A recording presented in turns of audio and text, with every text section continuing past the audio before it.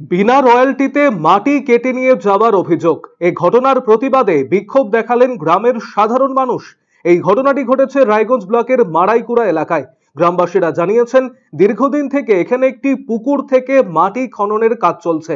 কোনো অনুমতি ছাড়া বিনা রয়্যালটিতে পুকুর থেকে মাটি কেটে বাইরে নিয়ে যাওয়া হচ্ছে।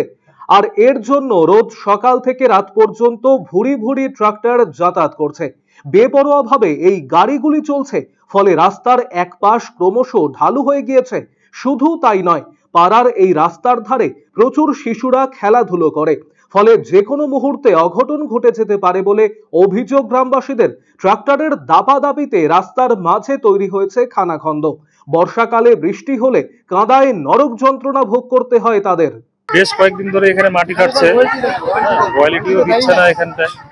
তো আমাদের এখানে যে রাস্তাটা রয়েছে, এই রাস্তাটা প্রায় অনেক কাঁচা, প্রায় ঢালু।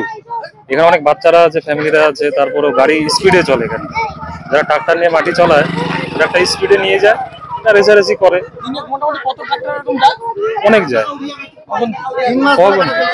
প্রায় 3 মাস ধরে এখানে চলছে। রাস্তাও এখানে ঢালু হয়ে গেছে, সাইডে অনেক রাস্তা ভেঙে গেছে। এই রাস্তাটা প্রায় 1 বছর হলো কমপ্লিট করা, এই রাস্তাটাও ভেঙে যাচ্ছে এই ট্রাক্টর চলার কারণে। গর্ত হয়ে যাচ্ছে, জল বর্ষার জল পড়লে পরে এখানে কাদা কাদা হয়ে যায়, বাচ্চারা খেলে এখানটায়। এবার যে স্পিডে এরা গাড়ি চালায়, একদম রেসারেসি করে এখানটায়। একটা ট্রাক্টরের পিছনে রেসারেসি করে, ও আগে যাবে, এ আগে যাবে। তারপরে এখান থেকে যেভাবে মাটি কাটছে, প্রায় সকাল থেকে স্টার্ট হয়, রাত্রি 8টা অবধি চলে। কোনো পারমিশন নিয়ে এখানে মাটি কাটছে না। আমাদের এখানে স্থানীয় মেম্বারদেরকে জানানো আমাদের কোনো ইচ্ছা হয় না, কথা শোনে না, লাভ হয় না। এই মুহূর্তে চাচ্ছি যে যাতে মাটিটা যাতে না কাটে, আর কাটলে পরেও একটা রুলসের মধ্যে যাতে কাটে। গ্রামবাসীরা জানিয়েছেন, এই ধরনের কর্মকাণ্ডের প্রতিবাদ করলেই আসছে হুমকি ধমকি, অনেক সময় মারধরও করা হচ্ছে। এর সাথে মাটি মাফিয়াদের সক্রিয় যোগাযোগ রয়েছে বলে অভিযোগ করেছেন অনেকেই। বৃহস্পতিবার গ্রামের মানুষজন বিক্ষোভও দেখান, তারা এই সমস্যার সমাধান চাইছেন। দীর্ঘদিন ধরে মাটি নিয়ে যায়, এরা কোনো সরকারকে রাজস্ব দেয় না। আর আমরা এই রাস্তার জন্য প্রতিবাদ করি। আমাদেরকে কোনো গরিব বলে আমাদেরকে কোনো, আমাদের ভোট টোট সবই হয়, আমরা এই দেশেরই নাগরিক। এদের আমাদের কোনো গ্রাজুয়েশন করে না। এটা মাটি মাফিয়াদের সঙ্গে এদের বিশাল বড় ডিলিং। যে যেরকম কাটছে, সরকারকে রাজস্ব না দিয়ে এরা মাটি কাটাচ্ছে। ওই যে যাচ্ছে একজন, ওই যে একজন যাচ্ছে, ওই যে মাটি কাটানোর লোক, ওই যাচ্ছে, উনি হচ্ছে মেন বস। ওই যে যাচ্ছে, দেখুন, বহুত দীর্ঘদিন ধরে চলে। মাঝে সাঝে এদিক দিয়ে হাই রোড আছে 4 লেন, এদিক দিয়ে মাঝে সাঝে নাগরের নদী দিয়ে ওইদিকে ট্রাক্টর করে বালি নিয়ে যায় এরা। কিন্তু আমরা পাচার করলে আমাদেরকে মারধর দেয়, মস্তান গুন্ডার ধমক দেখায়। হ্যাঁ, এটা ইউনিট বড়, তো এদের ইউনিট বিশাল বড় ইউনিট। এটা করছে, আমরা নাম জানি প্রত্যেকের, কিন্তু বলতে ইচ্ছুক না। এটা আমাদেরকে আবার মারও ফেলতে পারে, মারধর দিতে পারে, থানা পুলিশও কোর্ট কাছারি করতে পারে এরা। আমরা গরিব মানুষ, আমরা রাস্তাঘাট চাই দাদা, আমরা কিচ্ছু চাই না। এদিক দিয়ে বাচ্চা কাচ্চা খেলে রাস্তাঘাটে, বর্ষার সময় আমাদের কষ্ট হয়, দীর্ঘদিন ধরে চলে যায়। আমরা চাই রাস্তাটা ভালো।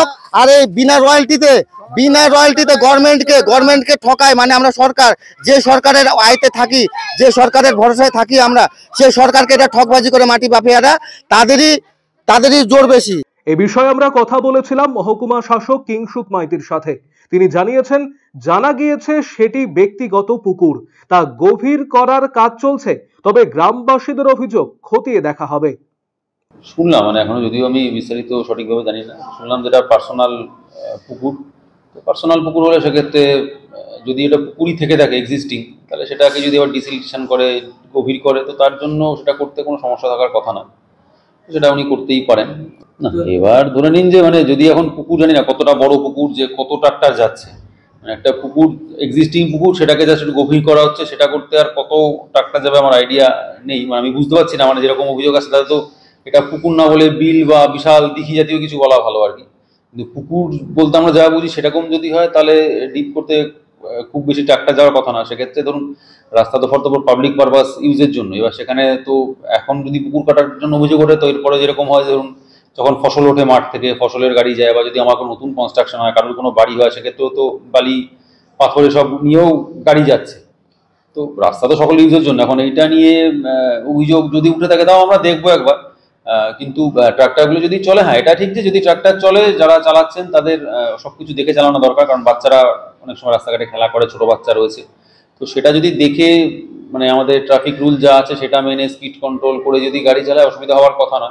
হ্যাঁ, আর এরকম যদি হয় যে গাড়ির চাপে মনে হচ্ছে রাস্তা কোথাও ক্ষতিগ্রস্ত হচ্ছে বা কিছু, সেটা তাহলে একবার দেখা দরকার। কোনো কারণে যদি রাস্তা ক্ষতিগ্রস্ত হয়ে থাকে বা হচ্ছে, তাহলে সেটা আমাদের লোকাল যারা অথরিটি আছেন গ্রাম পঞ্চায়েত থেকে ওনারা একবার এটাকে দেখে নেবেন ভেরিফাই করে। কারণ যদি রাস্তার স্পেসিফিকেশন এমন থাকে যে খুব ভারী গাড়ি চালানো যাবে না, তাহলে তখন সেটা দেখে ওনারা তাহলে একটা ব্যবস্থা নিক, ওনারা তাহলে জানিয়ে দিক যে সেক্ষেত্রে তাহলে ছোট ছোট গাড়িতে করে মাটি তুলে করুক। RCTV সংবাদ, রায়গঞ্জ।